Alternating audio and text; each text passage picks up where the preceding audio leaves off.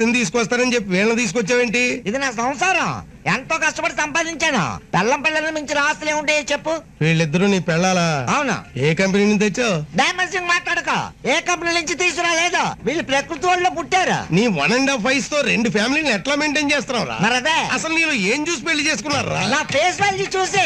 కాదు నేను కోటీశ్వరుడు అవుతాడని పెళ్లి చేసుకున్నాం. వీడు కోటీశ్వరుడు అవుతాడని మీకెవరు చెప్పారు? నేనే చెప్పాను. నువ్వు కోటీశ్వరుడు ఎప్పుడు అవుతావురా? నువ్వు లోన్ ఇచ్చినప్పుడు. ఒరేయ్, ఆ. నువ్వు లోన్ మాట ఎత్తకరా, నా కోర్టు బోన్ గుర్తొస్తుందిరా మగడా. ఓహో. ఇంతకీ షూరిటీ ఎదురా? ఇదిగో నా ఇద్దరు పిల్లల్ని ముద్దుల పిల్లల్ని షూటిగా తీసుకొచ్చాను.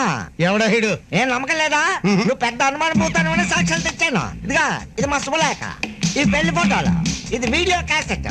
ఇప్పటికైనా నమ్ముతావా వీళ్ళిద్దరు నా పిల్లలని? ఇదిగో మేము ముగ్గురు ఎంతో కష్టపడి 4 పుట్టారు. వీళ్ళందరినీ పెట్టుకుని లోన్ ఇచ్చే. కుదరదు. కుదరదా?